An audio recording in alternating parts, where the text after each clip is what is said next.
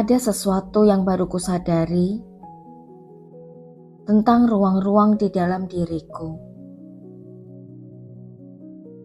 Selama ini, aku sering mengira sebuah ruang hanya memiliki dua kemungkinan.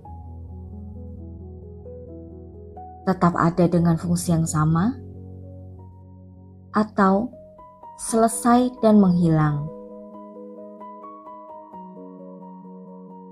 Tetapi dunia batin ternyata tidak selalu bekerja seperti itu. Ada ruang yang tetap berdiri, namun perlahan berubah fungsi. Bentuk dasarnya mungkin masih kukenal.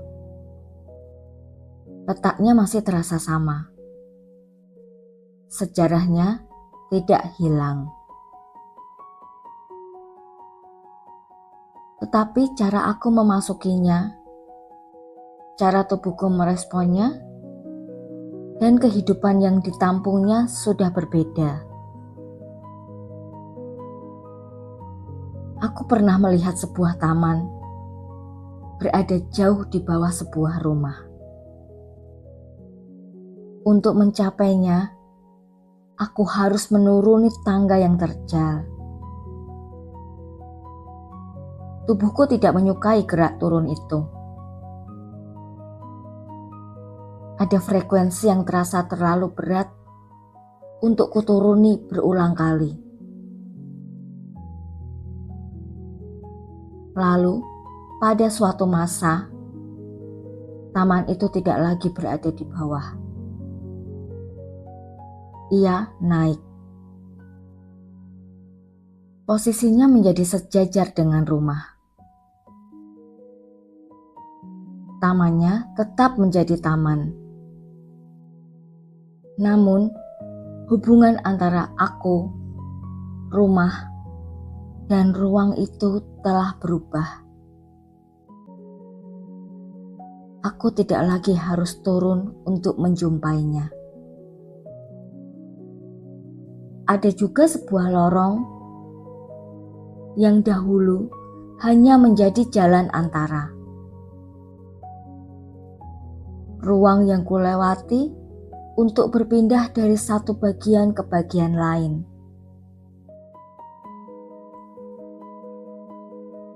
Kemudian lorong itu berubah menjadi foyer.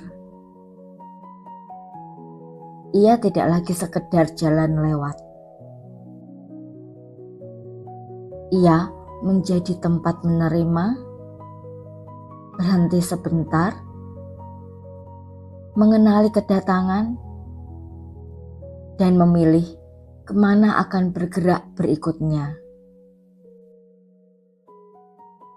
Ada pula taman inti di tengah dunia batinku. Dulu, di sana ada kolam dan tumbuhan. Lalu bentuknya berubah. Sofa panjang muncul. Warna-warna tertentu mulai memenuhi ruang. Pusatnya tidak hilang, tetapi ia tidak lagi hanya menjadi tempat kehidupan tumbuh dengan diam. Ia mulai menjadi tempat untuk duduk, berkumpul, menerima kehadiran, dan tinggal lebih lama. Dari sana, aku mulai memahami sesuatu. Perubahan fungsi tidak selalu berarti sesuatu yang lama adalah sesuatu yang salah.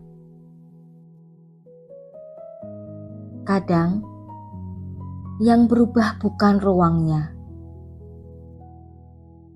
melainkan manusia yang kini mampu menghidupinya dengan cara yang berbeda.